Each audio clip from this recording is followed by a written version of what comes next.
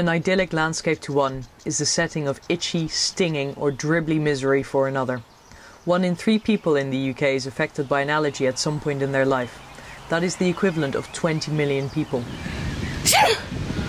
I'm allergic to dust, I have hay fever, I'm allergic to plums, cherries, mangoes, apple, pineapple, and I've got some skin allergies. I'm allergic to lanolin, which is in baby products.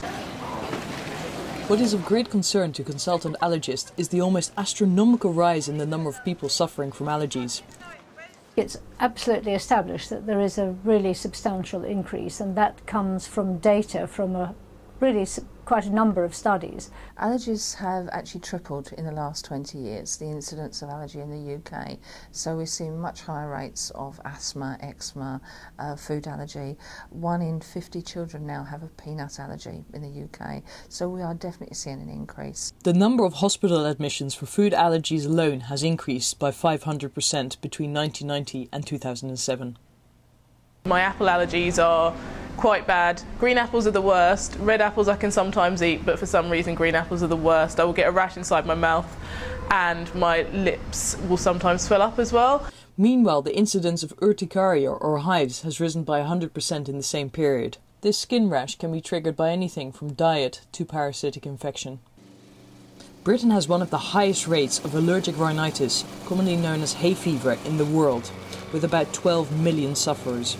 Hay fever I've had all my life, and it's normal hay fever symptoms. It's not as bad as it used to be because I used to get nosebleeds every day when I was going to school. Causing sneezing and many a blocked nose, this condition may be caused by allergens such as pollen or dust, or even the minute particles of fur and skin known as pet dander.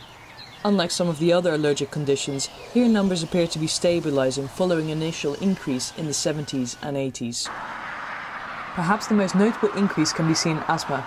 Over the last 20 years, asthma has become the commonest chronic disease of childhood in developed countries.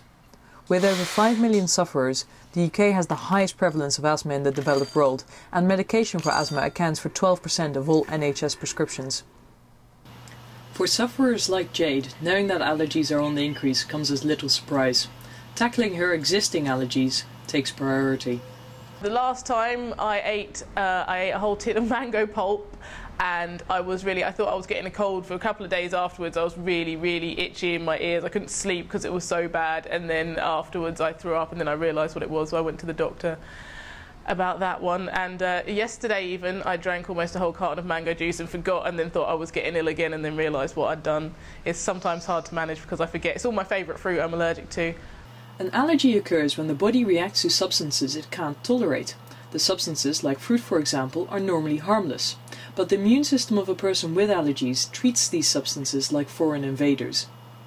An allergy is an adverse reaction brought about by a specific immunological mechanism to something in the environment.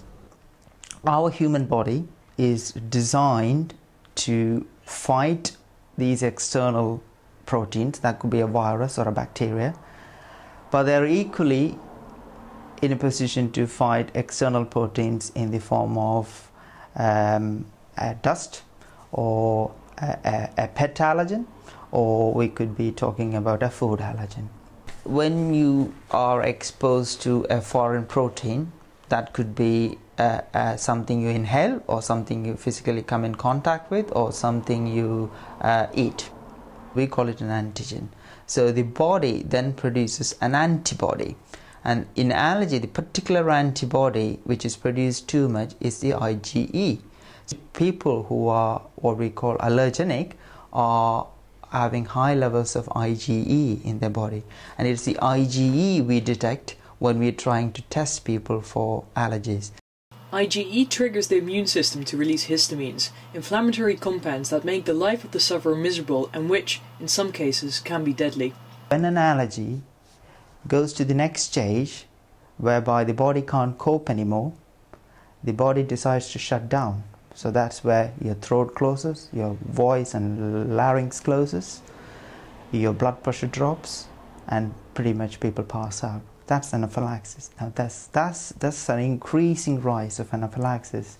Although the body's mechanisms in response to allergens are now better understood, the question is why we are seeing this increase in allergies now and not before. Well, the reason for the big change must be environmental. It can't be genetic. There may be a genetic predisposition, but the fact of the rise must be environmental. So it seems clear that allergy is occurring in what you might call westernized lifestyles. So it's in modern civilized society. Allergy is, in general, much less common in more primitive populations.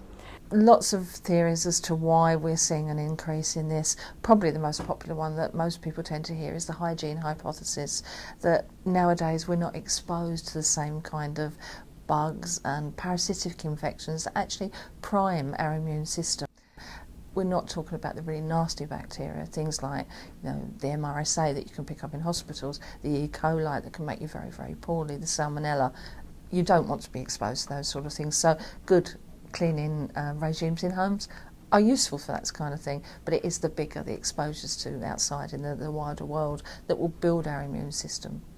Most children in westernized lifestyles have much less infection than children did, say, 3 or 4 decades ago. So they don't get really sick, they don't have to fight off infections, they're given antibiotics early, they're immunized, and so there's a huge reduction in the sort of serious infectious disease we used to have, which patients recovered by what was called crisis. They had terrible fever, they were very ill, and they eventually fought it off. That rarely happens now. If you look at East and West Germany before unification, there was little allergy in East Germany, quite a lot in West, and following unification, East Germany allergy rates rose. Even within a decade they started to go up. And they tried to pinpoint down what it was in East Germany that had protected people. And one of the factors discovered was living in environments close to animals. So where the people and the animals were kind of in the next door rooms to each other, babies and small children were brought up in the stables in close contact, and they related it to endotoxin, which is something in fecal matter. And these children that were exposed to endotoxin, in other words another kind of infectious agent, as small children didn't get allergy. Just as obesity has been called a Western lifestyle disease, so allergies may be the price we pay for advances in our fight against pathogens. The ever-changing environment around us, in combination with cultural trends and practices, also play a part. Traffic pollution has certainly been postulated. There's a theory behind diesel fumes and sulfur dioxide causing allergies. One thing which I definitely have seen is breastfeeding. The decrease in breastfeeding has certainly played a big factor in the rise in especially allergies in children. There is good evidence to say that mothers who breastfeed children exclusively until 4 months, there is a big decrease in the incidence of asthma and eczema in these children later on in their life. Smoking can be a big factor. There is a clear pattern with both maternal and paternal smoking to be a cause of rise in allergy. As allergy numbers have shot up, so has our awareness of the condition. It has also been accompanied by a rise in home testing kits, which in some cases have left children malnourished, as anxious parents exclude a range of foods for fear of allergic reactions.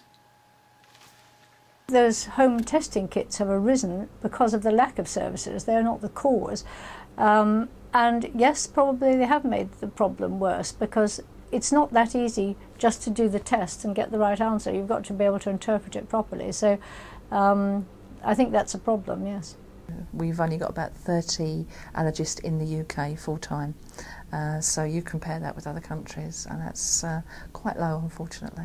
What is really appalling, I would say, in the UK is our allergy services are very minimal. So we have a huge gap between the patient need and the number of doctors trained in allergy. Much work remains to be done. There will be a very small drop of an allergen. There are quite a lot of clues, but there's still probably quite a lot to learn. For now, if you're thinking of starting a family, it might be wise to have a handful of kids, breastfeed them all, and go and live on a farm.